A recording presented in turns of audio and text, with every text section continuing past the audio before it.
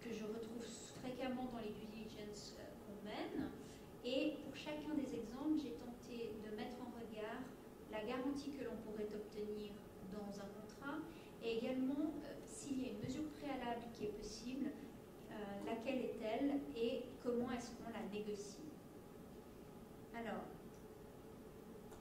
évidemment que lorsqu'on s'intéresse à un objet immobilier, particulièrement un actif, ce qui va être intéressant en tout premier lieu, même si ça paraît un tout petit peu barbant, c'est de s'intéresser au registre foncier. Le registre foncier ne donne pas que le nom du propriétaire et la surface en mètres carrés de l'immeuble que vous souhaitez acquérir, mais il permet de s'assurer, de vérifier plusieurs droits et plusieurs contraintes qui peuvent se porter sur l'immeuble. Notamment les servitudes, les mentions, les annotations, ça n'a l'air de rien, ça n'intéresse en général personne, mais ça peut avoir un énorme impact. Imaginez que vous achetez une parcelle qui a une servitude de vue en charge et qui, par exemple, ne permettrait pas que l'immeuble ait des ouvertures côté nord. Est-ce que ça impacte votre projet? Est-ce que vous pouvez faire des bureaux comme vous le souhaitiez?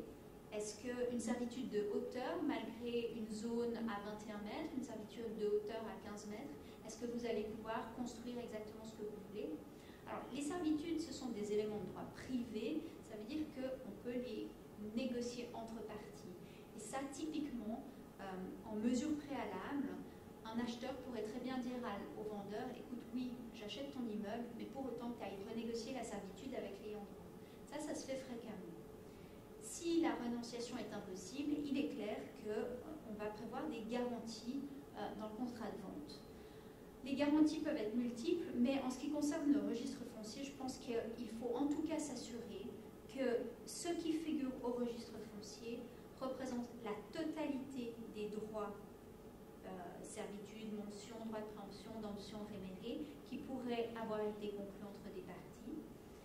Ainsi, puisque vous avez un élément public, le registre foncier, vous avez l'assurance, en obtenant cette garantie, que vous n'aurez pas de mauvaise surprise dans quelques années avec un voisin qui vient et qui vous dit « Oui, mais moi j'avais un droit de préemption et je veux l'exercer maintenant. »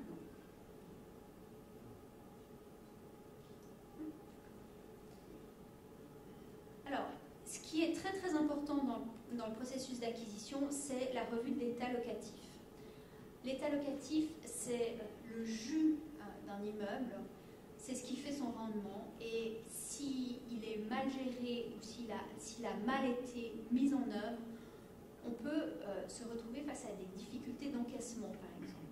Donc, au moment de l'acquisition, lors de la due diligence, on va revoir non seulement les baux, bien sûr, mais également tous les formulaires d'indexation, tous les avis officiels, tous les avenants. Et ce qu'on essaye de faire, c'est de mettre en perspective l'état locatif, c'est-à-dire tout le contractuel avec la réalité encaissée. En fait, la réalité contractuelle doit correspondre à la réalité encaissée, et si ce n'est pas le cas, c'est qu'il y a eu quelques manquements dans le passé. Ça arrive très souvent, ça peut être minime, et puis de temps en temps, finalement sur 10 ans, ça peut avoir un énorme impact sur le cash flow de l'immeuble.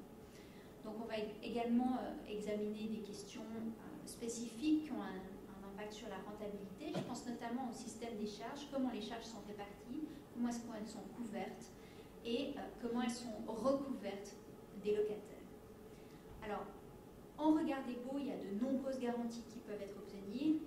J'ai fait un peu le tour des contrats qu'on a rédigés récemment et j'ai trouvé les garanties suivantes. Alors d'abord, s'assurer qu'il n'y a pas d'autres baux que ceux qu'on vous a fournis et ceux qui figurent dans l'état locatif. Ensuite, s'assurer qu'il n'y a pas eu de convention, qu'elle soit orale ou écrite, parce que finalement, même orale, elle peut avoir la valeur de bail, qui vaudrait avenant au contrat de bail. Il n'y a pas de faveur quelconque qui équivaudrait à une baisse de loyer. Je pense notamment à un propriétaire qui aurait renoncé même tacitement à encaisser 10% de loyer pendant 3 ans. Je pense que le locataire serait fondé à se référer à cette baisse tacite pour en demander la continuation. Je demanderai également une clause qui obligerait le propriétaire, je demanderai une garantie, pardon, qui m'assurerait qu'aucune clause figure dans un contrat ou dans un document qui m'obligerait, moi, futur propriétaire, à engager des travaux. je veux avoir la maîtrise sur mes travaux futurs dès que je suis propriétaire des travaux. Il n'y a aucune clause qui restreint l'acheteur dans sa capacité de choisir ses futurs locataires. Ça, c'est typiquement les clauses dites de non-concurrence dans les baux. Évidemment que je vais m'assurer de connaître les litiges ou m'assurer qu'il n'y en a pas. Et si je les connais, je vais régler dans le contrat de vente la façon dont ils seront pris en compte dans le futur entre le vendeur et l'acheteur. Je vais également m'assurer que les garanties de loyer, même si elles apparaissent clairement dans les baux, sont constituées. Et puis, je vais m'assurer des capacités, des intentions des parties de résilier ou non. Alors, tout ça, c'est extrêmement important parce que les baux sont souvent de longue durée. Et quand il y a un problème dans le bail, c'est un problème qui va se répliquer durant 5-10 ans. Donc, au niveau de la due diligence, c'est vraiment l'aspect le plus important.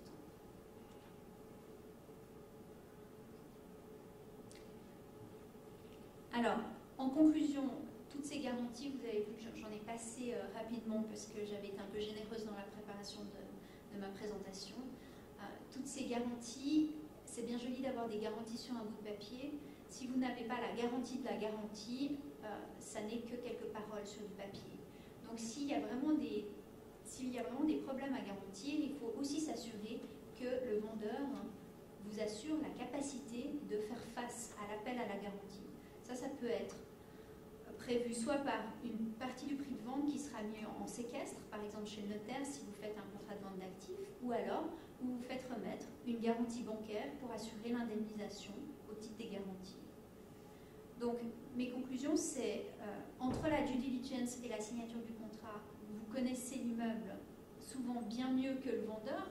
Grâce à la due diligence, c'est le moment de négocier. Et puis, au moment où vous négociez, vous essayez d'insérer des garanties dans le contrat. Et là, il y a la nécessité d'avoir une rédaction très claire, une compréhension très claire entre les parties de ce qu'elles ont voulu et qui répondra véritablement aux besoins des parties. Je vous remercie.